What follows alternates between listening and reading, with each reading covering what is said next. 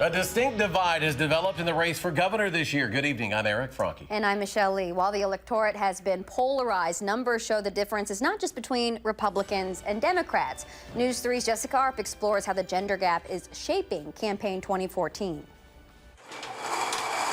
In an Eastside Madison warehouse, Claire and Matt Stoner-Fazenfeld's attention is largely on the business of bottles. We do artisan preserves and drink syrups, and everything we make here in-house, we label it, manufacture it, ship it. But they've been paying close attention to the race for governor, too, as supporters of Mary Burke.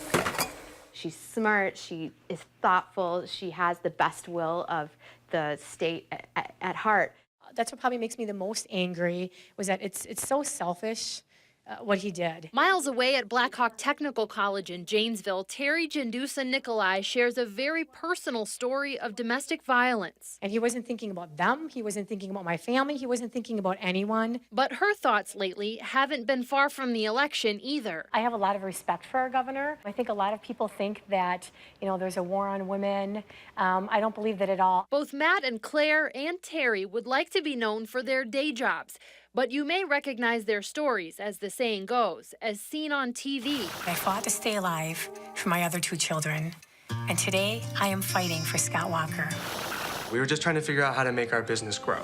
And that's when Mary Burke came in. Each of these ads, with their own personal connection, aims to connect with a specific subset of voters. Consider these most recent Marquette poll numbers. Among women, Democratic challenger Mary Burke leads Scott Walker 54 to 40%. But among men, Walker leads Burke 62 to 34%, a 28-point gap. Burke is solidly winning among women, but Walker's doing exceptionally well among men. Poll director Charles Franklin says that's in part because of partisanship. Men tend to identify more with Republicans, women with Democrats. But it's not that simple.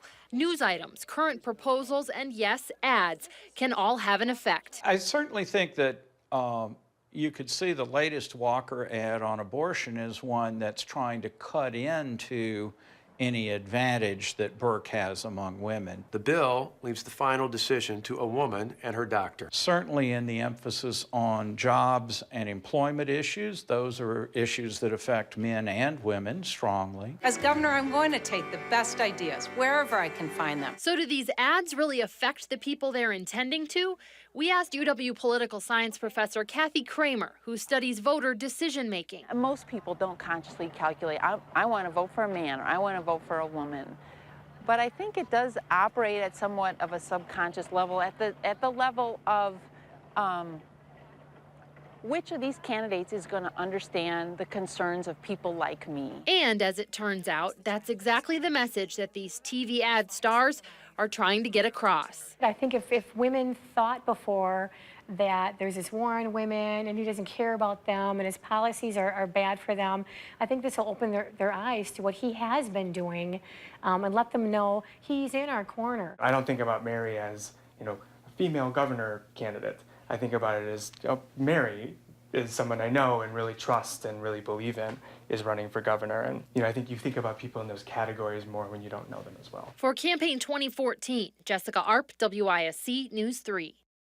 For some perspective on how unusual these gender gaps numbers are, Franklin says in the 2012 race between Tommy Thompson and Tammy Baldwin, the gender gap numbers went as high as 16 to 19 points, but never above 20. He does say it's likely those numbers moderate again. We will see a new Marquette poll on Wednesday.